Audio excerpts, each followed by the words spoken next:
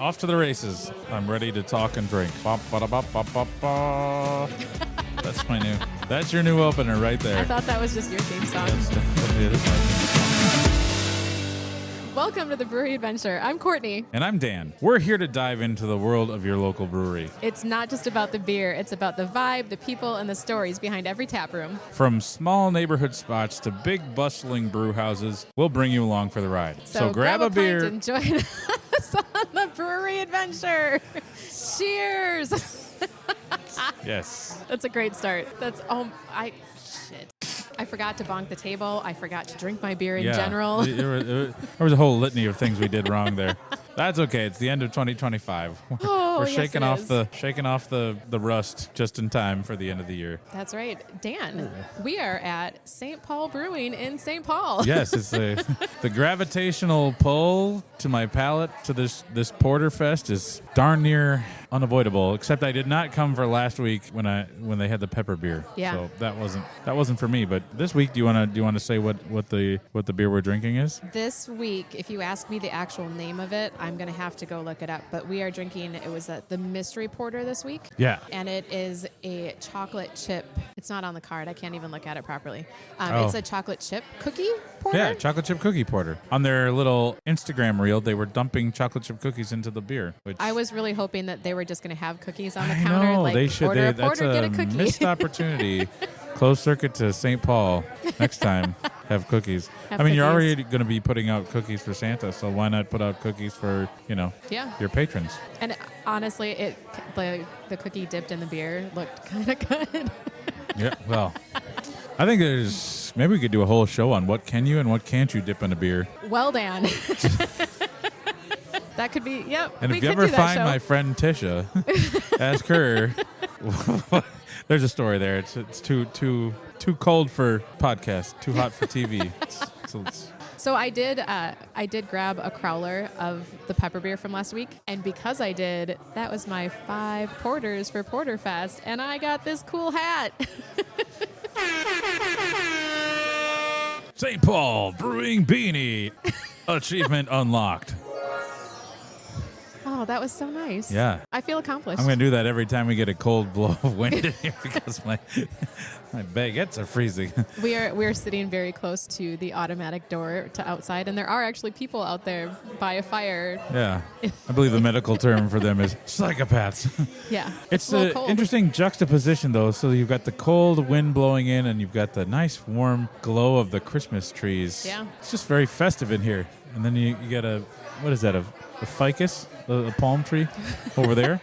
Everything. Nature is a bloom here at St. Paul Brewing. Yeah, so we've got how many more weeks of Porterfest do we have? Oh, We've got the puka, the gingerbread, and the Salted caramel, so 3 weeks left. Yeah. So you could theoretically come in this week, get a growler from last week, and still get your 5 stamps to get the beanie. It's a nice beanie. Yeah. I wasn't quite sure what it was going to look like, but it's nice. It's got a nice little, what do you call a thing on the top? It's a tassel. It's a tassel? Right? Okay. A tassel? Yeah. A poof? A palm? Yeah. Is it a palm, a poof, or a tassel? It's got a thingy. Thingy is my word of the day. Leave your answer in the comments.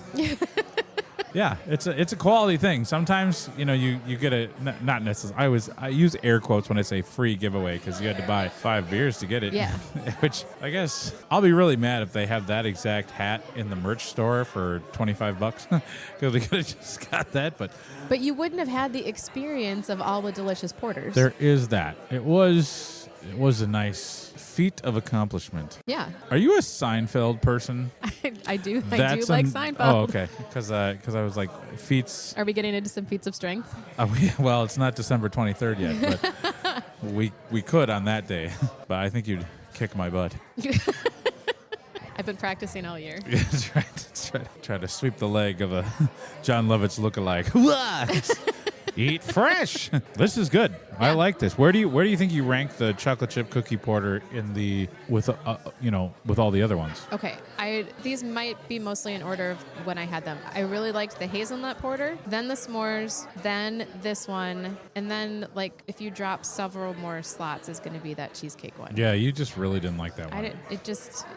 I don't know. It's interesting because this is good. I like this one a lot. It's not as good as the s'mores. I would say it probably ties for me with the hazelnut, and maybe just a hair below was the cherry cheesecake, because I really liked it. I like the cheesecake one. But I have high hopes for the gingerbread. Well, I have high hopes for that, and I'm hoping that my memory that the taste of the Puka, the Irish cream one, lives up to my memory of that beer, because that beer, I remember it being very solid and very, very enjoyable. But also, I had it around St. Patrick's Day.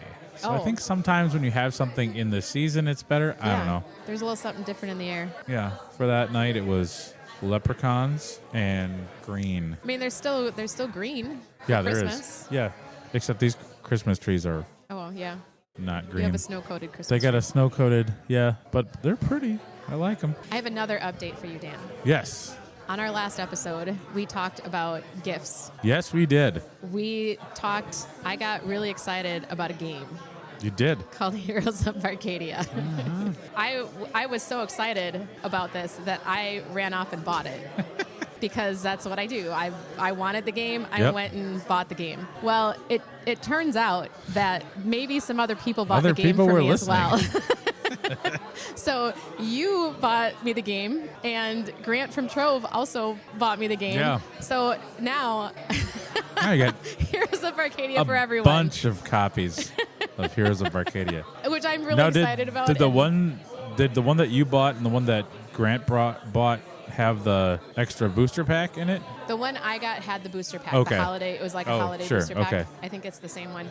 But the other one, I don't think it did. But I just thank you again. Thank you, Grant. It baffles me that you guys went out and got this. I don't understand. Well, my selfish reason was I didn't want you to keep talking about it on every show. No, I was just kidding. Well, now you're going to have to listen to me talk about it more. Because We'll have to do a show where we play it. Yes. Yeah, we'll have to do that. So I did play it on Sunday. And how is it? It is so much fun, Dan. Okay. We ended up there were some people from our Dungeons and Dragons group at Trove on Sunday. So we had a full table of people to play this game, and we had the best time. It That's was awesome. so much fun. I would not recommend playing it with people who are going to be very sensitive about you personally attacking them or causing them to take a drink, or some people get funny when they play games. Yeah. And that's not 21 years of teaching in a junior high has made my skin very thick, and I'm Yeah. not sensitive at all to being attacked verbally or physically. There was one time where I became a TikTok famous for a while because I was caught in the middle of a girl fight in the hallway, and I got pummeled on the shoulder by some crazy young teen who had a lot of rage issues. Wow. I mean, it didn't come down to that at our game table, but Thank we did goodness. have an awful lot of fun, and I'm really excited to play it with you because I think you're really going to like it too. Yeah, it looks fun. I like How long did it take? I mean, it took some time because there were 6 of us. Oh, sure. Okay. We used all the things, and we were kind of learning as we were going. So, Okay, yeah. The first time you do a game, it always does kind of there's a little bit of a learning curve. But then once you get it down, Yeah. once you get it down, if there's 4 players, how long would it take? I mean, it would take less time, and it is also one of those games that could be a quick game, or it could go on for a while, depending on how Okay. well you roll the dice. Well, that's like Monopoly. Monopoly could go for It's not gonna go many Monopoly hours, or it could be as short as 25 minutes. I once won a game of Monopoly in 25 minutes. What? It was amazing. How does that happen? I'll tell you. I started off, my strategy for Monopoly is I buy everything, no questions asked. Oh, yeah. And I got around, and the first trip around, I got Park Place. I bought Park Place. I think the next roll was a 7. So I passed Go and landed on Chance. Advanced token to Boardwalk. Oh, my God. I bought that. I mortgaged everything I had and put as many houses as I could on there, which I think I had 2 or 3 houses. I think it was 2 houses. And the other person I was playing against had the same strategy. They were buying everything, and then they landed on Boardwalk. Bye. Game over. It was awesome. What I'm learning from this is be careful playing Yeah. Monopoly with Dan. Nikki Osgood. Sorry. Had to do it. But yeah, we will play Heroes of Barcadia, and I know you're going to love it. Yeah, I think it'll be fun. I'm excited. It'll be a good time. Yeah. Because that's also the nice thing. Like when you want to play a game and you give it to somebody, you get that chance. Yeah. Because they're like, oh, come play this game with me. I mean, you're going to get that chance a lot, Dan, because I feel like I'm going to be hauling it with me wherever I go. Get ready. I went to the tax preparation office and there was no room because some lady had sprawled out this Heroes of Barcadia game. I'm excited. Yeah, that'll be good. I can't wait to play it. We'll have to do that sooner than later. Yeah, we'll have to play it first before we do the recording, or should we do the recording just like we should the dry do run? Recording. Okay. Yeah. All right. Maybe that'll be our next show. Who It'll knows? Be great. This is our last show of the year. That's right. It is. Yeah, because 2025 is going to be over soon. Really soon. Good riddance, 2025. What a year. Oh. What a year. We are going to get into a year review, but we do have a couple more things that happened since our last episode. Mm-hmm. I mean, mostly it's one thing that took up a whole weekend. We went to not one, but 2 Krampus events. Friday and Saturday night. Yeah. Last Friday. Went to Torg on Friday, and that was fun. I liked it. I've been to Torg one other time. It was in the spring. It's cool. It's kind of like, I don't know, how would you describe it? I think it's an odd, not odd. Odd is the wrong word. It's a non-traditional brewery experience because it feels like you're walking into you know what it reminds me of? Walking into the building that Falling Knife is in. Because you walk through and there's some office space, I don't know, and you have to go up a set of stairs and kind of wind around to get to the Torg tap room. But the tap room is really cool. Yeah. And you can go to the one side of the tap room and look down and see the brewing equipment, which is on the ground level. They have a game room. There's a bunch of arcade-style games. There's dartboards. There's all sorts of things. It's very compartmentalized as far as the space. Yes. And you said, go check out that other room. And I was like, oh, it looks like just kind of like a little kind of afterthought. But it was huge. It was very big in there. And they had quite a few beers on tap. I think they had 12. Quite the variety of different styles. Everything from a Saison to a Hefeweizen to a West Coast IPA. They had an Irish Red, a Stout. What else did they have? They had an English Dark Mild, and the special version of that for the evening for the Krampusnacht. What was that called? Krampus Curiosity. Conflicted Krampus. Conflicted Krampus. Yeah. And so if you're listening and you're like, what's Krampus? It's not just something you get when you're aggressively playing hopscotch. It's actually a German kind of folklore. Krampus is St. Nicholas's right-hand man, his assistant, and on Krampus night for the layperson, the night before St. Nicholas Day, which is St. Nicholas Day is December 6th, and the night before that, Krampus goes around with St. Nick, and if they find somebody who's been naughty, Krampus grabs them, throws them in a sack, and hits them with a stick, which I've wanted to do that for years to a lot of people, both in the classroom and outside the classroom. But it's kind of a funny little legend, and it's like there's a lot of different holiday myths and things that if you go and study around the world, there's a lot of different kind of traditional stories like that. But Krampus is like this kind of goat-headed, demonic furry, for lack of a better description. And so there's the Minnesota Krampus Association. They do all sorts of stuff. That morning they were on 93X. I overheard them talking. They were doing a bunch of school visits and things like that. So for me, I absolutely love the holidays. I mean, I love any reason to go out and celebrate something and have a beer and, hang out with friends and have some interesting people watching. Because let's be honest, that's what it's all about. And then the Krampus folks, when they show up, they had a pretty awesome merch table too. Yeah. You were eyeing that Krampus mask. I thought you were going to buy it. And I really wanted to. That was going to become your new persona, Krampus. I'd wear it everywhere. Of the brewery adventure. Yeah, that's right. Yeah. I mean, the masks are really, really cool. They're kind of scary very looking, different. They're ornate. Yeah. The first time I went to Krampusnacht was 3 or 4 years ago at Waldman Brewery, and they had 10 different ones, and they were everywhere. And the weird thing, I don't know if they do this in Germany, but they all have bells on their posteriors. And there was some twerking. There was a lot of twerking, a lot of furry twerking, which, that's maybe this will loop in a whole nother brand of listeners. Once you should use that furry twerking as your hashtag, and that'll bring in a whole lot of folks. So it was fun. And that was good. We had good beers, festive atmosphere. And they had someone dressed up as Saint Nick, and they would all kind of walk around in the brewery. And Yeah. I think there was a couple. There were a couple that came up behind me and went, naughty. Yeah, there was the one with the paddle. He wanted to Oh, yeah. give you a spanking, so that's kind of fun.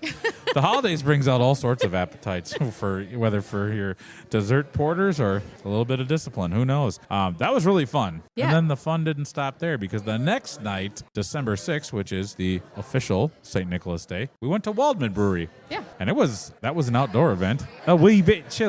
I'm really glad that it didn't occur to me that it was an outdoor event until very shortly before we went. I swear to God I told you, but okay. Maybe you did, and I did a really good job of just blocking that part out. Mm-hmm. But I will say, for an outdoor event, they had heaters lined up Yep. outside. Lots of heaters and lots of bonfires. Yeah, so it wasn't awful. And you got some Glutwein, didn't you? Yeah, Yeah. Glutwein is like a heated mulled wine. it was so good. I've been I craving had a it. sip of yours and it was tasty. Yeah. I don't remember it being that good the first time I tried it. But when I thought, do you have like in your mind, do you have a connection or like when you hear Glutwein, what's the first thing that comes to your mind? First of all, I've never heard it called Glutwein before. Okay.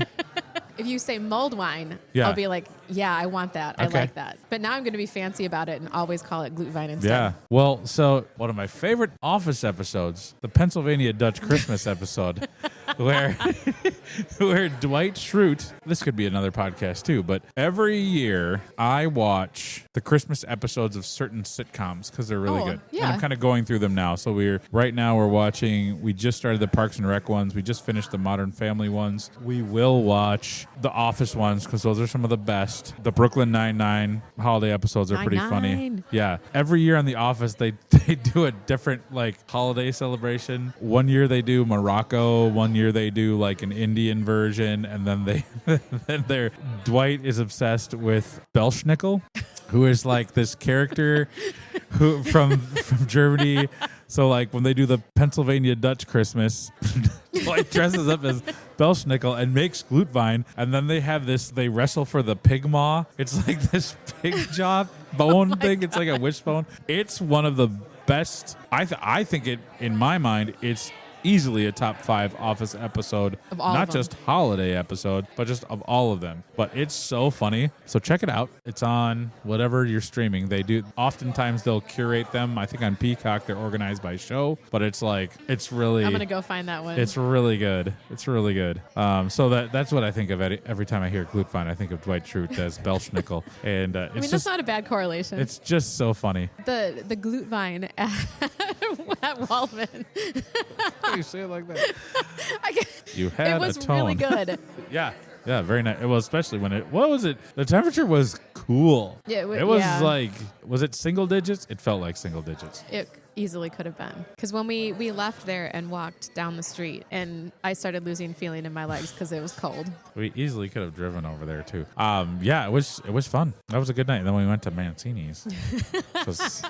That was fun too. Yeah, Waldman was cool. They had a dark Czech lager that I really enjoyed. Of course, everything that Waldman does I really enjoy. But that was a really festive atmosphere too. Yeah. And with we ran into a couple other friends there too. My friends Todd and Fallon were there, and then we ran into Marcus in the alley. Yeah. When we kidnapped him, he was trying to go home like a goofball at Of all like the guys to meet in 7:30 an on a yeah, exactly, like a hooligan. He was trying to go home at 7:30. We're like, no, you're turn around, you're coming with us. So that was fun. It was a good time. That was a great time. Yeah, so that's a fun thing. I'm a big Christmas person. I like not necessarily the religious aspect of it, but I love like the decorations and the festive. I like giving gifts. I like getting together and just celebrating. And I feel like St. Nicholas is a nice kind of little amuse-bouche of holiday fun. So I'm really thankful that there are breweries that like have events like that, Yeah. because I think it definitely got me into the Christmas spirit because I just have fun with it. And beer is such a great vehicle for celebration. And if you can bring people together, I think there's a lot of good reasons to do that. Especially in Minnesota when it's cold out. Get Yeah. outside, that fresh air. If you're, bundled up, standing by a fire with a bunch of friends, it doesn't feel so cold. It still And if you feels have cold, yeah. Underberg, it'll warm you right up. So I am not a Christmas person. I know. But these Krampus events, Yeah. I really Maybe you're super a enjoy Krampus them. person. I'm a Krampus person. Maybe you're a maybe you want to be somebody who runs around, grabs naughty kids, throw them in a sack, and hit them with a stick. Nothing wrong with that. It's 2025. I mean, I be did, what you want to be. I did go watch the Krampus movie. How was that? It was it amazing. Actually scary or like not really? I mean, I can't think of a movie that I would call scary, where there's some delightfully gory parts of it. Okay. Yes. Yeah. So it was more like kind of along the lines of like Halloween. I mean, it's a horror movie. Okay. Yeah. But I mean, there's horror movies that are actually scary. Are there, Dan? Well, I think so. I don't know, but I'm a wimp. Admittedly, I'm not. That's not my genre of choice. Although I love Halloween, I just don't like really like. I want to be scared by like a ghost jumping out. I do not need. Are you not a gory, like, violent I'm not a person? gory, violent. Yeah, that just doesn't do it. Or like anything psychological, like the movie Salem's Lot. Nope. I'll stick with the Muppet movies. That's also the Muppet Christmas Carol. That's one of the ones I need to watch. So yeah, Krampus was fun. That was a fun weekend. I didn't know anything about Krampus before this. No. This was amazing. It was quite the education. I'm a big fan. Yeah, that was good. The thing I did before I met up with you, I went to Wandering Leaf. Yeah. And they had that oatmeal stout. That was good. Oh, yeah. Had a couple of their other things. You sent me a message that said, "Oh wow, this is so tasty," and I was completely skimming that message, and I just saw the ASTY and thought it was nasty, and almost fell out of my chair. Like, no, it what? wasn't nasty. It was nasty how good it was. Nasty in like the cool way. In the cool way. Like the Nasty Boys. the late 80s Cincinnati Reds bullpen. That was their nickname because they had like flamethrowers coming out of there. Rob Dibble, Norm Charlton. I mean, the whole crew. Yeah. And then they won the World Series in 1990, beat the Oakland Athletics. I believe it was a 3-1 or maybe they swept them. That was a great team. But this isn't a baseball podcast. This is a beer podcast. This is the brewery adventure, not the baseball adventure. This is the brewery adventure. So what else? What's next on the docket here? We have an entire year to review, Dan. Let's get in the time machine. Beep, boop, bop, boop, beep, boop, boop. I don't know if I have a time machine. So. I mean, that worked. Oh, the time machine's not working, so we'll just have to. The 2025 was a good year for beer. I think this was just a good year in general. Yeah. Mostly because of beer. Yeah. Well, we needed beer to get us through some of the other stuff, which wasn't so great. But yeah, I mean, so, I like to look back. I think it's fun to kind of like catalog your memories and like think about what were some of the favorite things that happened in the year. Where should we start? How do you want to do this? I think we should just dive in. I think the very first thing both of us had come up with had to do with beer festivals. Yes. That was the first time we like technically, well, I guess the first time we hung out was like by chance. Yes. And then I think I mentioned to you when we met in early February that I was going to the Winter Beer Dabbler and you should go too. But I don't know. Now I'm not remembering. Did we plan to meet up? I don't know that we planned to meet up. You told me you were going to be there and I should come find you. And I thought, how am I going to come find you? That's not going to work. Because I was wearing my neon orange. Was I wearing my neon orange snow pants? No. Okay. Oh, yeah, because it was kind of on the warmer side. You say it was on the warmer side. I still remember being quite cold. But I do know, and I don't know if I think maybe I told you this at some point. I saw you because I had been sending you, we weren't even like friends enough that I had your phone number. So we were sending messages back and forth Carrier on pigeon. Instagram. Those poor birds. It was so cold. At one point, I saw you and Charles go over to like a big row of outhouse things. And so I'm like, well, I can't just like stand here and awkwardly wait for you guys to come out of the bathroom and be like, oh, hey. My porta potty groupies are back. Hello. It's very awkward for me. Well, we eventually, and we hung out for a while. Yeah. That was good. Yeah. Yes.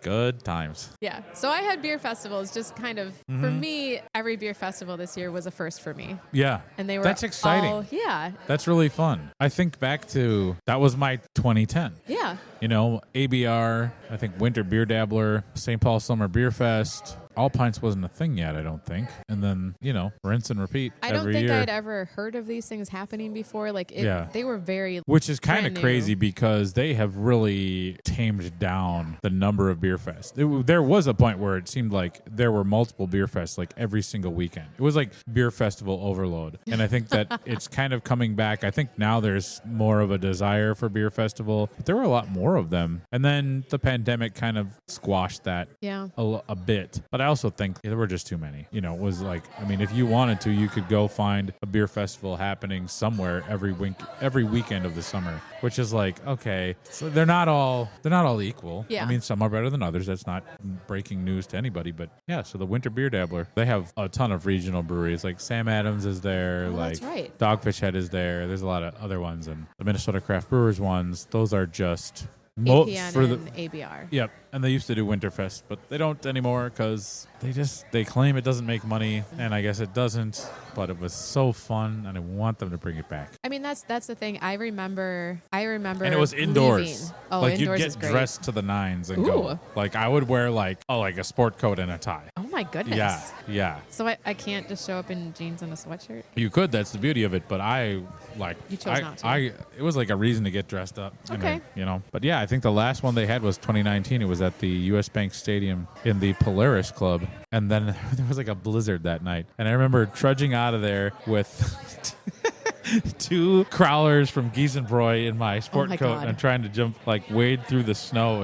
It was ridiculous. But yeah, so Winter Beer Dabbler, and then Yeah, I was just gonna say, like, the thing that I have liked most about everything this year is just kind of the beer community, and I feel like that started at Winter Beer Dabbler. yeah, I left there that day just being so excited and so jazzed about everything beer. And it was beer, it was the people who were there, it was the whole experience of walking around, sampling all the different beers, talking to all these different people. That was such a high, and that just kind of continued through everything else, and it got better at APN, and then it happened again at Autumn Brew Review. Yeah, All Pints was really fun because I missed it last year. And sometimes they say distance makes the heart grow fonder. And I think that was like being away from it made me really appreciate being there this Yeah. year. That was fun. It was also fun to hang out with you because it was your first time. We kind of like caravanned up together and stopped Yeah. at 320. So that was just fun. It's just, and it was fun to hang out with people. We just had a great time. If you want to hear our recap, you can go to onepintstand.com and hear the whole shebang. Well, do a Patreon and then listen if you want to hear the whole shebang. Yeah. By the way, I'm running a special on Patreon right now. I think it's 75% off your first month. That's crazy. Yeah, it's like I'm paying you to have fun and listen. So it's if you're looking for, you want more local beer podcast in your world, and you want the exclusive stuff, and I just dropped a Patreon only episode that nobody without a Patreon is ever going to hear about Arbiter. So, that's a good reason to go do that. But yeah, you could hear our whole story about All Pints and Courtney's. Was it an emergency? It was a medical situation. It was a medical situation. We'll just call it that. A medical situation. Mm-hmm. What else did you have event-wise? Event-wise, I also included our awesome beer and cheese events that we have done over that's at a good idea. Boom Yep. Island with the Greater Good and the lovely folks at Boom. Those have just been so much fun and such a different experience. Yeah, I have done a beer and cheese tasting before, but it's fun to do them again because they're always so different. And I love cheese on its own. I mean, and pairing beer with cheese is really cool because beer is a very versatile beverage to pair with things because there's so many different textures and flavors, and the Greater Good does such a great job of Christina's amazing. Of awesome, like just running the class, really making all that information accessible, which I think that's hard to do. Yeah. I mean, that's really hard to do. She'll dive into there's some heady stuff with all the process and just like the flavors, and she does it really nicely. And I think, Boom Island has good beers. They have a nice variety of things to pick and choose from. So that's also nice because it's not always the same beers that you'll find. So there's probably, what do they do those classes every couple months? Is there another one coming up? Like every 2 months. I think the next one will be in January or February. Okay. Yeah. So that's fun. Yeah, those were good. I had All Pints. I even wrote stuff down. Yeah, I was gonna say you were making notes way before I was. Oh yeah, so I did my first on a 1 pint stand. I did my first live show at the end of March last year, and I was really excited and really nervous, and I was worried nobody was going to show up. Oh. and I had 2 local authors and somebody who works for RAR BSG came on the show, and it was so fun. It was just a great time. Where was that one at? That was at Forgotten Star. Yeah. And shout out to Ben at Forgotten Star. He's their events manager. He just asked me, he's like, hey, would you like to do a live show here sometime? And I was like, I don't know. Do you think anybody would, like, what's the draw of watching somebody record a podcast? I don't know. And I was like, okay, he's like, well, I think it'd be good because you have a following locally. And I was like, okay, I got to come up with something really good. So I talked to Doug Hoverson, who's written several books. Probably the most famous one is the Land of Amber Waters. It was a historical, just great resource, like a coffee table book. It's beautiful. Coffee table book about the history of beer in Minnesota. And I also talked to a former classmate of mine and professor at the U of M, Bill Lindeke, who wrote Closing Time, this great book about dive bars. And he wrote about Pig's Eye, like the first place to go in Minnesota. He wrote about Waldman's in there. And I was in Cub Scouts with Bill back in the day. And so and he writes for Min Post. He's always got great stuff, but the book is great. I have that. And I'm like, let's get 2 authors. And then I'm like, maybe I get somebody from RAR BSG. So Chris German came and joined us on the panel. It was great. I was blown away by the number of people that actually showed up. And there were quite a few.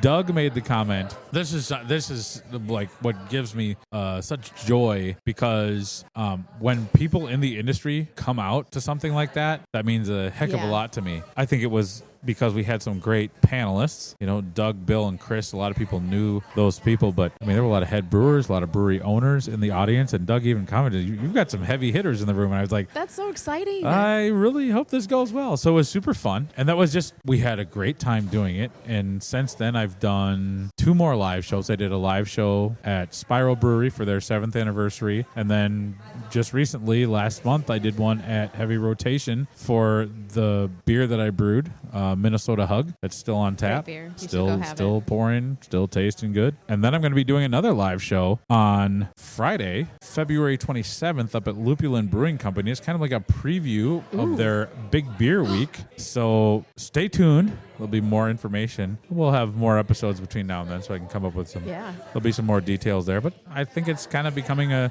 fun thing to do. And, people come out, and it's always, at the Heavy Rotation one, somebody was like, oh, this is really good. I didn't even know what was happening today.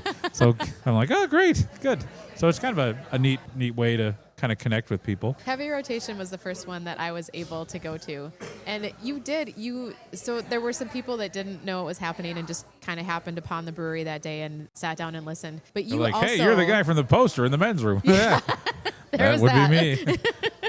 But you also had a lot of people who went there specifically to hear you and the other panelists talk. Yeah, we had a great really panel. cool. We had Mahad and Cable, and then Josh, the head brewer at Heavy Rotation. So it's kind of fun. It's I've always thought that just doing a show in front of people and trying to entertain is kind of fun. So that was good. And the third thing I had was also an interview. It was the interview I did with Bree Smith, from the head brewer at Modest at the Minnesota State Fair, in their Brewed in Minnesota display area. And that was the first Saturday of the State Fair, and it was perfect weather that day. And it was great. So those are my 3 beer event highlights. Those are good ones. Yeah, it was just kind of like what stuck out. And I could have mentioned the beer and cheese class. We did that together. ABR was, there's so many, but it's fun to look back and there's a lot of cool beer stuff that happened this year. Yeah, we lots of fun, as it should be every year, because work sometimes isn't that fun, so it's nice to unwind and relax. You have other fun things to do. And do other fun things, right? What else you got? I had other events, there were many brewery anniversary parties. That what were some noteworthy ones under that umbrella? So I went to the one at Lupulin, where again it felt like maybe I was stalking you, because I got there and I got in line for my beer. That's and right, you were right in front of me in the line. I felt a tap on my shoulder. And then I thought, oh God, do I say something? There was Courtney. You again. You again. Yeah. No, that's great. But you were very nice, and you invited me to come sit with all your people, because I was there by myself. Yeah, we had a crazy crew that day. Well, I invited Matt and Jen, 2 of the 4 owners from Wandering Leaf. Yeah. Because they grew up in St. Cloud. And I'm like, well, come to Lupulin on for their anniversary party with us. They're like, okay. Because, when you own a brewery, you really just spend all your time at that brewery. And he was saying we don't get out and do that much other brewery visits. So I'm like, well, come up and hang out. And Marcus was there. Ben and Maria Powers, my former coworkers, came out. So it was kind of a Josh and Jesse were there. Not with us, but they coincidentally were there. Yeah, it was fun. It was just really nice. And it was, again, an unexpected thing because I went up there. I had my Kindle with me. Like, I was just going to sit in the middle of this anniversary party and chill by myself. But you were like, oh, come over. Yeah. Well, I think beer is the great thing about beer is it has this amazing power to bring people together. So that's why I like it. It was really, really cool. Yeah, that was, and they had a hot dog eating contest too. So that anytime you can we get a stage of people trying to chow down on some dogs. It's Can't good go times. wrong with that. Good times. And I also had on my list, of course, I cannot fail to mention anytime Grunge Unplugged is playing. That's right. They play at breweries. You should go see them because it's always just a super fun They're at the time. Twin Cities Oktoberfest this year. Yeah. That was fun. Yeah. A lot of good stuff. They've got a couple of events coming up for Grungemas. Yeah, they've got one at Heavy Rotation, right? They're doing Heavy Rotation again, and I think Udapils. Okay. So cool. Lots of opportunities to see them. Yeah, and I like it because it's like unplugged and acoustic, which is like the perfect thing for a brewery. Yeah. What about some noteworthy things that happened in the brewery sphere, like newsworthy stuff? Oh, there's a lot. Yeah, the one thing that I had was the Dangerous Man brand coming back under new ownership. A gentleman by the name of Jeremy Kuhns, I believe I'm pronouncing that, Kuhns.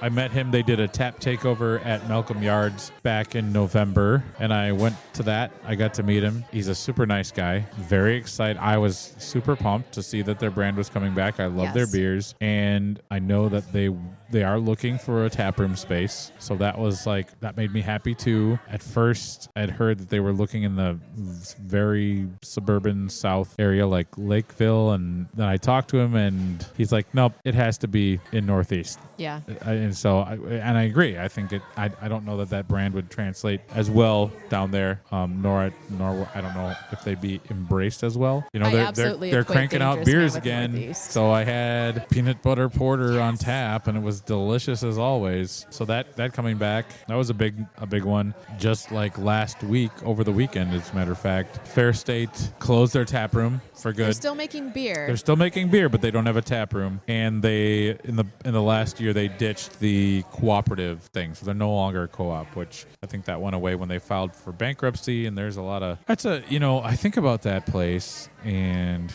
they were so important to the infancy of what I call the revival of the Minnesota craft beer scene, because the Minnesota craft beer scene has had ebbs and flows, but the taproom era, the era that started in 2011, I mean, Fair State was foundational of that developing, and Dangerous Man as well. And watching Dangerous Man, go away, and then thank goodness it came back. But the Fair State taproom is a very interesting phenomenon. There's so many people that just got behind the banner of their co-op. Yeah. I know quite a few people that I think they forged really powerful friendships there. The staff was always great. Beer was always great. And I don't know, I think it's like, it's hard to grow and become large and still keep the ethos of what you were when you started. Yes. And I think it's very tough for breweries to do that. I think that they're being honest with themselves. There were some missteps along the way business-wise for sure. It was just sad to see it close. Their beer is still around. They're still making beer. You just don't get to have those fun times in the tap room anymore. But that was for many, many years, that was a real hub of community in the craft beer industry in Minnesota. So, and regionally. Like, I have a friend lives in Hell's Kitchen in New York. He would go to a little bodega, and they had Fair State on tap there. So, they had a global reach. Amazing. They sent beer to Asia. There was a market for their hazy IPAs in Asia, which is kind of crazy to me. But then, the other thing, there were not a lot of brewery openings in 2025. other than what comes to mind is Haggard Barrel. Yeah. And their brand started earlier, but their tap room opened in 2025. And It's very small. Oh, teeny tiny, yeah. It's Yeah. like a brewery version of a galley kitchen. But it's in a Teeny really cool tiny. area with a couple Oh distilleries. yeah, there's 2 distilleries nearby. They're a stone's throw from Steel Toe. Yeah. Arguably one of the most consistent breweries in the state of Minnesota. So you can go to Haggard Barrel if you're in St. Louis Park. You can go to Steel Toe. 2 great breweries, not far from each other. And, in between you can have a couple cocktails at Dampwork and Copper Wing. It's good. It's great. And I've only been to the tap room once, but really good beer, really good stuff. And then the pen name fermentation project, also out of there. Matt Waddell, the brains behind the good beers at Wild Minds until he left, and then they tried to sue him for IP, and they lost that lawsuit. And now he was at Black Stack for a while. Now he's at doing his own thing, pen name fermentation project. So I'm going to sit down with him sooner than later and chat about all that. So I'm excited. Yeah. But yeah, Haggard Barrel opened, and then I've got Wooden Ship is expanding their tap room. I didn't know that.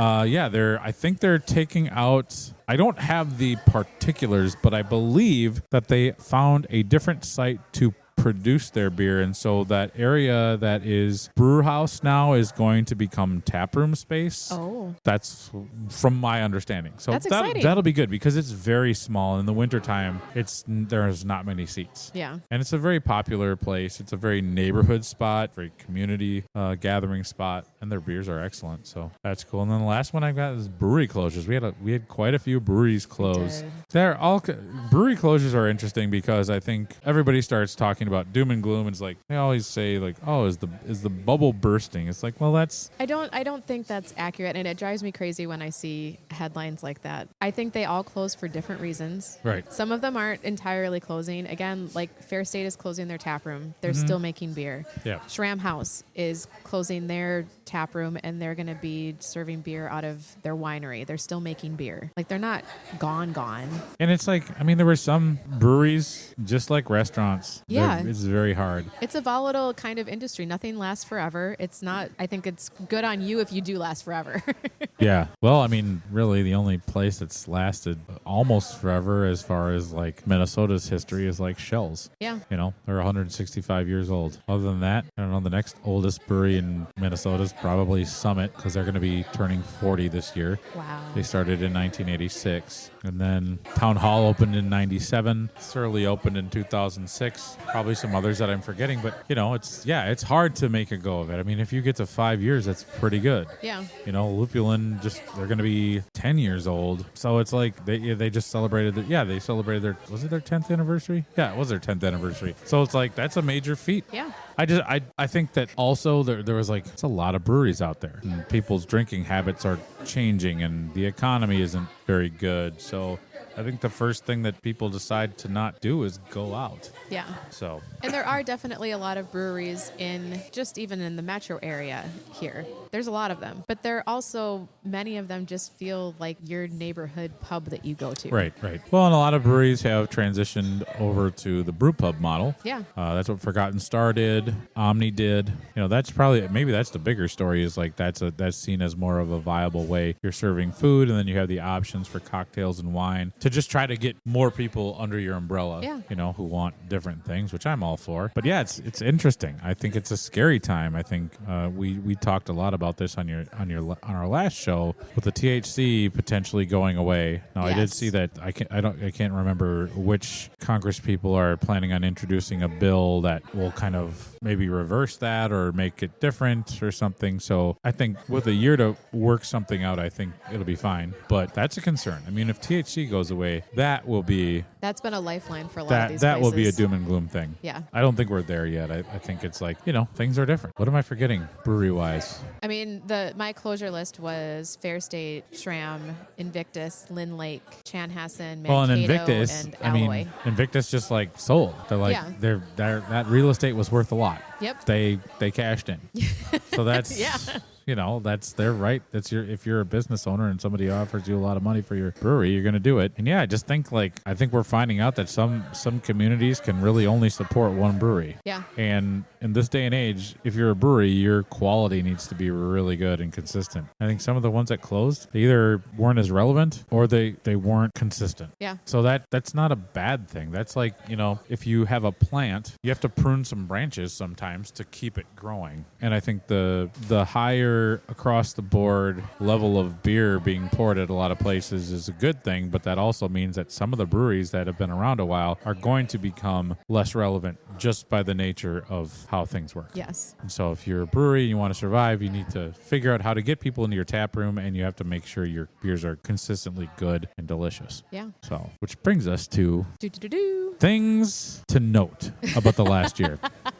That was a very dramatic pause. It was. One of the things I think that I'm really excited about is it seems like the appetite for classic styles and variety is back. Gone are the days when breweries only have pastry stouts, hazy IPAs, and acid reflux inducing kettle sours. There's a lot of good stuff on tap everywhere, and I'm so happy for that. One interesting thing, and I don't know if it's probably going to take a while to get here because beer trends started on the coasts and worked their way inward. When I went to Boise, Idaho this summer, which is a pretty big hot spot for beer, I would say I think I counted it, I think we went to 16 or 17 breweries, about 90% of them had a Japanese rice lager on. Oh. And I thought that was interesting because obviously that's a good style. There's a couple of those available around town. The one that always jumps out to me is Modest Super Deluxe. That's so tasty. That's one of their flagships, available in a 12-pack. That style of beer, very simple, very no frills, but probably is really difficult to make because it's always so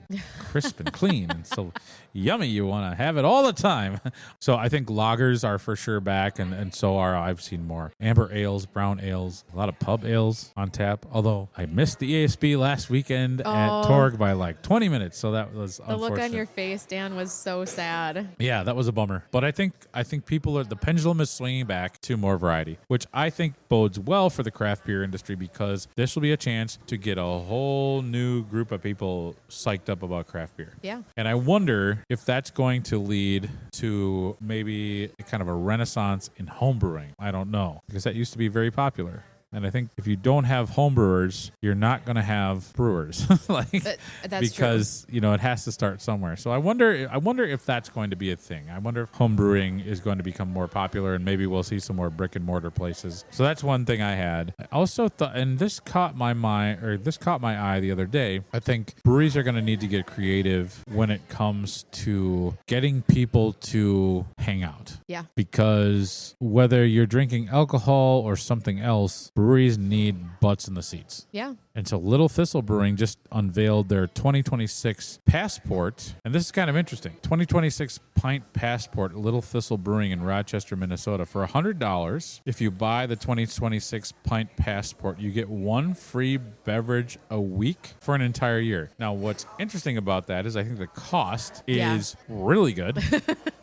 And a free pint. It does not say a free beer. So Little Thistle, they've got beer. Their beer is wonderful. You can go there and get Little Thistle beer, and you can also get the Double Elbow beers that are phenomenal. They've got beer slushies. They've got seltzers, mocktails, THC. So it's good. They have NA beers. So they're really, I think they're this, and maybe breweries in other states are doing this, but they're the first one in Minnesota that I've seen to really stumble upon what I think is a genius idea. So leave it to Steve and Don to come up with something that makes a lot of sense. And I think the whole idea is just come hang out. If you drink beer, if you don't drink beer, just come be part of this community that we've created. And Steve grew up in Scotland. So the pub culture is in his DNA, and I think this is just wonderful. I'm really excited. I think it'll be good for them. And I hope, there's a lot of competition down in Rochester. There's Forager Brewery, there's LTS, there's Thesis Beer Project, so I think trying to get people to come in there, and I think that will be really a good thing for the area. So that's really fun. That's really exciting. Here's what I really liked about because I saw their video announcement of it. And it was the two of them just very casually sitting in a couple chairs. Yeah. I think they just had socks on. Like they were so laid back and casual. They're wearing other clothes too, not just socks. Well, it's not that they kind weren't of just a show. sitting there in their socks. But, but, I mean, they just looked very casual and very approachable. I want to go have a beer with them. well, and also sincere and genuine. Yes. Because that's who they are. Yeah. They're not putting on a show. This is not a gimmick. They truly believe in hospitality, and this is I think it's brilliant. If I lived closer, Everything about I would that came get through in their video. Yeah, it was great. So I think and that's what it. If you want to be successful, obviously you have to have good ideas, but you have to have a welcoming spirit. Yeah. And that's what they have down there. So I think that's interesting. I wonder if other breweries will follow suit. It'll be interesting to see. Because if I was sitting there like, $100 for a year to that's a great get Christmas me present for someone. It's a great Christmas present. If you know somebody who lives in the Rochester area, get them that 2026 pint passport. It is on their website. You can buy it. Yeah. Virtually. The last thing I have is, and this is more of a question. This is just like a talker. Ooh. How do we harness the mindful and conscientious spending power of Gen Z, despite the fact that they are not drinking as much? Yeah. Because that's a tricky thing. But I think if you can get people to kind of adopt that idea that breweries can be your third space and that you can bust out a game of Heroes of Barcadia or play Yahtzee or do whatever, and you don't have to drink. A lot of breweries have NA options. Yes. They have craft sodas and different things like that, or mocktails. And so I think it's just like getting people in the doors. I can't remember if we talked about it on this show, but I read an article that said Gen Z is the loneliest generation.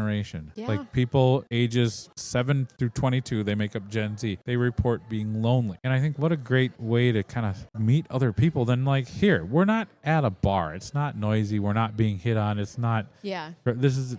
Every time I'm here, I see people sitting down having a really great time. So I think that might be the balm for this like drop in drinking. Yeah. If you get more people in, that will allow these businesses to stay open and create community, which is what craft beer is all about. And that's what I look for every time I walk in the door at a brewery. Is the community feel that you get, and it's either there or it's not. Yeah, right. And sometimes you can't just manufacture that. No, it has to happen organically. And I think that's so. I have two places I go to frequently. Yeah, Boom Island and Trove. Yep.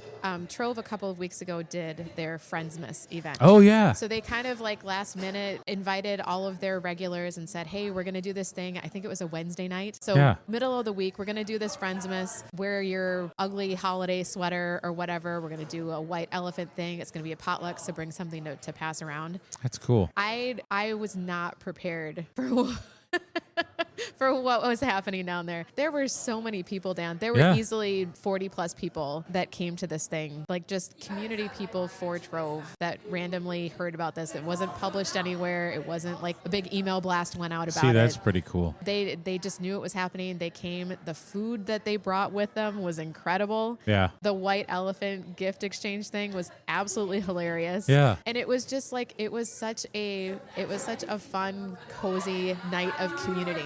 And Jeff was there, who we had on the show a little while ago, and I really hope he was able to kind of take a moment and look around the room and really be like, those people are all there because of something he created. Yeah. Like, he has this brewery, but he's made this really welcoming, open community space for people to come hang out in. And I think it's easy to just get lost in the grind of it all, like the numbers and stuff. It's like, how are we going to do? But yeah, it is nice because breweries are special. Yeah. I think, and especially for people who frequent and have that kind of like regular feel, if you're a regular at a brewery, it's because it like means something to you. Yeah. Not just because like it's not, you're just not going to you could have beer at home. Or you could have, you could have beer anywhere. You can't have community anywhere. And I think that's the big draw. And for places who do that, and I think we're similar in the ways that we gravitate towards places where we feel welcome. Yes. And we feel like, like we know people, and I just think it's so special. Safe here. Yeah.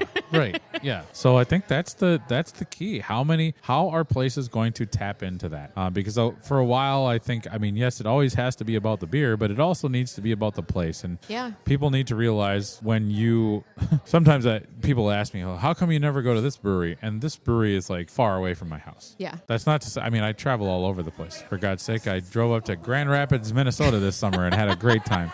If there's a brewery in like a fourth ring suburb and I haven't heard that their beer is tremendous, or I haven't heard that they've got a cool community, for me to go from my house in St. Paul to their brewery, I have to drive by like 15 places that I go all the time. Yeah. Why would I do that? Like, that just doesn't make sense. So like, I want to support the places that I know in my community because I feel like that's important to me. And so people are like, how come you haven't been to every brewery in the state? I'm like, well, it's not about that. Like, yeah, I'm not just checking them off a list. I would like to, but I also value like quality time at quality places. And Yeah. I'm not just going to go to some place just because they're popular, or like used to be when a brewery, I could get to every brewery opening. And that's just not the case anymore. So I think when I go for a brewery, I look for community. I look for like, are people having a good time? The first time I went to Lupulin, I sat at the bar and talked to a guy named Ranger Rick. He gave me the whole spiel. He told me all the cool events that they did. Aaron was still wrapping some stuff up in the brew house and Jeff wasn't there yet. And when they showed up, I'm like, I got all the information I need from this guy. And it was just like, bring people into the fold. When you've got your regulars basically doing a commercial for your brewery, you've tapped into something. Yes. That's important. So Yeah. I think it's really cool. So it'll be interesting how that unfolds in the next year. And I wonder how many other places are going to maybe switch their model or switch their thing. I think the juice in the orange of production and distribution is getting low. So I wouldn't be surprised to see people, okay, we're going to stop distro, we're going to pull back. Although I did just see Warrior Brewing in Duluth signed with a distributor. I'm like, that doesn't make any sense to me. I don't know. I'm sorry. It's just, you're not even like, I don't know. Yeah. I don't know. Someone recently asked me what beer I get when I go to a liquor store. And I had to stop for a second because I think when I buy beer now, I'm buying it at breweries. I'm not buying it at the liquor store anymore. Oh, my alcohol spending habits have changed big time. I used to buy a lot of beer. I don't anymore. Yeah. I wind up drinking most of it at the tap room. Yeah. I don't really want to have it at home and just be drinking beer at home all the time. I want the experience of going someplace. Right. And having a drink and talking with some people and then go home. No, I just said that, and I just put a 16-gallon keg of Great Lakes Christmas Ale in my kegerator, but that's for the party, holidays. But yeah, no, I just like, I want to drink and enjoy it at the place. Yeah. Fresh out of the tap. So, but yeah, I used to be like, if it was like Oktoberfest season, I'd go to the liquor store, grab like 6-8 different 6-packs of different brands, both local and regional, and always have like a variety. But like, I don't do that anymore. Also, I don't have people over as often. And I think that's a result of the pandemic. And I wonder if that's ever going to come back. But like, I don't know. We're such creatures of habit. You know, once we have a habit, it's like tough to like break out of that. So I don't know. Maybe we have a big Heroes of Barcadia session at my house. I'll have to go to the liquor store and buy some beer. But see, when I talk about playing Heroes of Barcadia, I'm talking about it in terms of going to a brewery. Right. Yeah. Bringing the game with. Okay. So this is a logistical question. I know it comes with glasses. Did they wash them, or do you have to bring them home and wash them? Okay. So they're plastic glasses. Yeah. And your pint glass is your game piece. Mm-hmm. And if you take damage, you have to, drink the hit points out of your glass. It's all marked. The people at Trove were very lovely and washed them before we started playing and then washed them again after. That's nice. Yeah. That's tricky. Yeah. Otherwise, yes, you would be like taking them into the bathroom and rinsing them out or something and then washing them for real when you got home. Okay. Well, I'm really excited to little play bit it. of logistics to go Hope along with it. we can play it sometime soon. Oh, we will. Maybe Arbiter. Yeah. Play it at Arbiter. Yeah. I have to go have some Nacht Rider. Yes. Yeah. That sounds like a lovely Without plan. Zomlube. If that sentence intrigues you, you should sign up for my Patreon. Have I got a podcast for you? Have I got a podcast for you? What now? What kind of lube? I think too, so going back to community, one of the most memorable experiences of my year at breweries was at Bad Habit. The couple who sat next to me with their brewery journal where they were putting it everywhere they went. They put in the sticker for that brewery, and then they were having people yearbook style. If it was a beer tender or someone they sat and talked to next to them, people were signing their brewery journal with whatever they wanted to put in there. And I think that just has stuck with me ever since that day. It's about community. It's about the people you're meeting. Those are the meaningful moments that would make you go back to a place or make you continue going to different breweries. Well, I think that's such a perfect example of the power of this beverage. People can really get excited about it, but then it's a vehicle for other things too. It's a vehicle to meet somebody new. Yeah. In the tap room. I mean, a lot of the times I'm in a tap room by myself, so I'm sitting at the bar, and I've met people sitting at the bar and had great conversations. You get great stories out of people. Oh yeah. Yeah, I mean, on my trips, my God, someday I will write a book about my brewery travels, but it's just there's so much going on. And, so you don't need a group. If you go to a brewery, you're going to meet people, and the people that go to breweries are the same people that know where the good coffee shops are. They know where the good indie bookstores are, the record stores are, the restaurants. That's a great place. If you're traveling in a new city, go to the brewery. Go to the brewery. And talk to people. Where else do I need to go? You'd be surprised how much pride people take in their towns. Yeah. And they do not want you to have a bad experience. Because they're not going to send you to Applebee's. They're going to be like, no, go to this place. And I think that's really cool. That is really cool. So, one other thing we should talk about is 2025 was the year you started your podcast. It was the year of the brewery adventure. The year of the brewery adventure. As you look back on that, what do you think about? I think it's crazy to me. So the first episode I think came out in January with Tim, and then in the summer we had a couple episodes with Craig, and then you very graciously, and I'm so surprised that you agreed to do this. I'm so grateful you agreed to do this, but I'm still so surprised that you were like, yeah, okay, let's go. Yeah. Well, this may shock you, Courtney, but you don't have to really have to twist my arm to be like, hey, let's go talk and have fun and drink beer together. That comes very second nature to me. So yeah. So because you started the middle of February, right? Your first episode? I'd have to go back and look at the date. I should have been more prepared for that. Because I think we figured it out last time we met each other at Wandering Leaf. It was like the 11th of February. That sounds about right. So you were getting beer for your first episode. No, that wasn't the first episode though. Oh, it wasn't? Nope. Okay. No, sir. So when was your first? Well, we had an intro episode, and then that's right. That was pretty short though. That was just kind of a teaser almost. And then there was an episode on Waconia Brewery. Oh, that's right. Waconia Brewing. Yeah. Yeah. Then Insight, then LTD, then Bobby and Bobber, and then Wandering Leaf. That was episode 6. So when did it start? It started in January. Oh, okay. Yeah. So coming upon 1 year. There's gonna be a brewery adventure anniversary happening. That's exciting. That's very exciting. Well, it's fun. I like it. It's a good listen. Even before we started hanging out on purpose, I would listen to it. When I wasn't just randomly showing up at things and tapping you on the shoulder like, hi, Dan. It's always nice to meet a fan. No, what I meant to say was there's always when you meet somebody and there's that, it's not awkward, but it's okay, so we're seeing each other in a lot of these common spaces.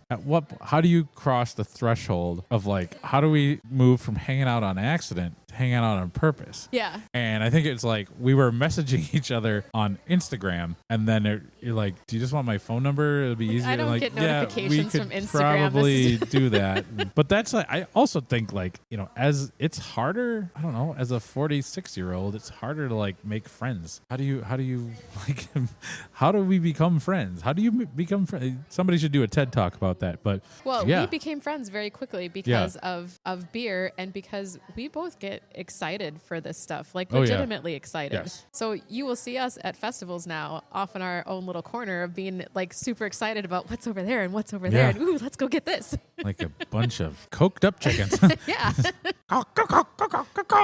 Yeah, it's great. It's been good. Well, yeah, so January will be the 1 year anniversary. Do you know the date? Yeah, we gotta hire some sort of mariachi band or something. Get something. Is that the move? I don't know. So the short little intro came out on January 5th, And then the first main episode was on the 7th. Okay. So, Yeah. first week of January, coming out of the gates. So what's happening? I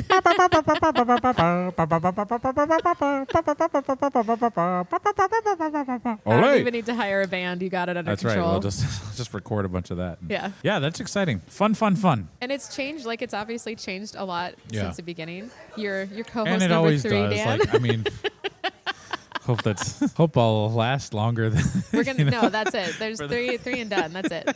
Sometimes it takes the right. Yeah, I mean things change, but yeah, I hope to stick around a while. I'll be. Well, you better. Yeah, it's fun. It's fun. I like it. Yeah, that's great. Well, I think back when I first started doing episodes of a One Pint Stand. I just did it by myself. We did a couple episodes with co-hosts, and I'm like, nah, this is not. Like, I don't need that. This is not. You just, as the kids say, you don't have the riz. You don't have man. you don't have enough riz to be co-host of the podcast. But What yeah, made you start a podcast? I listened to a lot of podcasts, and I was like, nobody's really doing a beer podcast. I mean, there were a couple people, but like there wasn't like not the way that I wanted. So I guess Yeah. I felt like there was like the MN Beercast, and that was like an hour long on the radio. So they're beholden to like Oh. commercial breaks, and they can't really go off the rails like I like to do. What? It was like a 15-minute segment. I want to have a conversation. Yeah. And the other person who used to work, my not long-lived co-host, was like, you need to shorten these episodes. I've done research that like the average viewer will only listen to something for half an hour. I'm like, well, I don't want the I average think you're viewer. wrong, and bug off. Like, I will do it myself. It'll be better this way. And clearly that was the right choice. But I think it's like, if you're not limited to a time thing, you can really delve into some cool stories. Yeah. I want to hear about how people got into beer, and there just wasn't a lot of that locally. There was a lot regionally. I mean, the show that I really liked was a show called Brewski Reviewski out Nice. of Denver, Colorado, and they don't do it anymore. But I don't know. I just thought it was kind of a fun thing, and people were like, "You should do a podcast." I'm like, I don't know. But it was at the Minnesota. It was like the Minnesota Bloggers Conference that still happens. That people are like, you should do it. So I was like, fine. We had our little after party at Urban Grows. One guy was talking to me. He's like, you need to do this. You just need to do it. So I bought like one of those little snowball microphones, and I started playing around with it. And,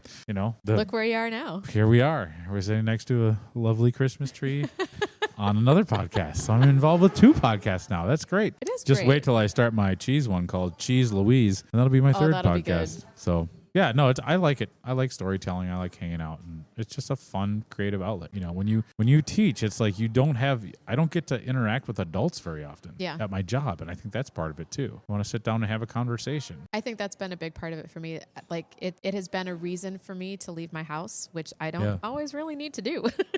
Right. It's been a reason for me to leave the house and go put myself in spaces where I can talk to other people. Yeah. Or have to talk to other people. I'm not sure which it is. Yeah. It could be both. Yeah. No, I think that's fun. Well, here's to a 2025. It was a good 2025. It was a good year. I mean, for us and beer, maybe some other stuff that happened in the world is not the greatest. Yeah. I mean, the Doge thing kind of was kind of a flop. That was a how would we yeah, that. What are your plans for 2026? What are your beer goals for next year, Dan? My beer goals for 2026 are to keep doing my podcast and this podcast. So keep podcasting. That's a good start. Try to grow the listenership and I'd love to sit down with Mark Stutrud, the founder of Summit, talk to him about, it's going to be Summit's 40th birthday this year. I've got some cool episodes coming up. Going to be interviewing the new owner of Dangerous Man, Jeremy. I'm going to sit down with Matt Waddell from Pen Name Fermentation Project. I'm going to be talking to the crew at Crowbar, so I've got some more fun content coming out, and I've still got some content that I recorded last year, so it's kind of fun. I'm going to try to do some more live shows, like I mentioned. I've got the Lupulin one. I want to thought about like a One Pint Stand storytellers where I know some people that I've met over the years that have some great stories, and just do a storytelling show, like more of a not necessarily beer focus, but like Yeah. focus on storytelling. Could be like a ticketed event. So we've got some ideas. Maybe another beer collab. I know I talked with Emmett down at Boathouse Brothers Brewing. We want to do a collab. So there's some other fun things That's in exciting. the pipeline. But just like continue to get out and enjoy and make some new beer friends. Beer friends are the best friends is That's what somebody right. told me. I love that hashtag.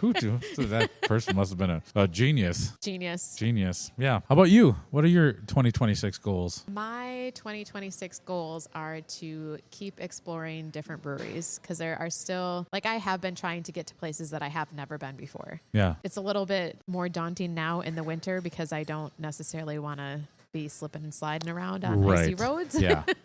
That's part of the tricky part of it.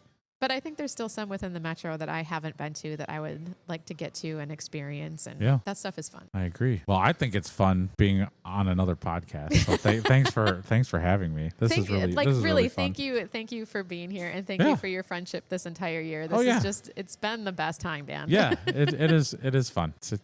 Beer friends are the best friends. Yeah. So that's all you got to say. That's going to be like the hashtag for every year. Yes, I like it. Where can people find you, Courtney? Oh my, well, usually you go first. Why am I going first? Oh, I don't know. I can't handle this. You can find me at The Brewery Adventure on Instagram, The Brewery Adventure. Don't just do Brewery Adventure or even Minnesota Brewery Adventure because those are different things. Yeah. Our website is thebreweryadventure.com and you can email me, Courtney at thebreweryadventure.com. Awesome. You can find me, just search up a One Pint Stand on Instagram, Facebook, Mastodon, Blue Sky, TikTok, and on Patreon. Yeah. From now until the end of December, you can get your first month 75% off. So if you go in at the keg standard level, that's like you only have to pay like $1 something for the first month. Crazy. And you get access to all the episodes. I think that's the fun part. You could just try it out for a month. If you don't like it, but just like try it. That's an easy way to try it. And I think what you'll find is you'll really like it. You want to keep doing it. So, and then website, onepintstand.com for the written work. And you can look forward to my favorite brewery list of 2025 coming out at the beginning of January. That's usually a pretty big deal. I'm excited for that. Yeah. I think I'm gonna write a list that guesses at what your top breweries are gonna be. You'd probably be pretty accurate with your guesses. You know me pretty well. So. Yeah. All right. That's going to wrap it up here at St. Paul Brewing for the Brewery Adventure. We will see you in 2026. That's right. Woo! All right. Until then, go visit your local craft brewery. I think that should be everybody's project while we're on a little bit of a hiatus. Support your places because if you don't, they might not be around in 2026. So go out and get them. Go out and get them. Support your people. Cheers. Cheers. They took my glass. So I know I can't. It's not the same. It's not the same. All right. Cheers.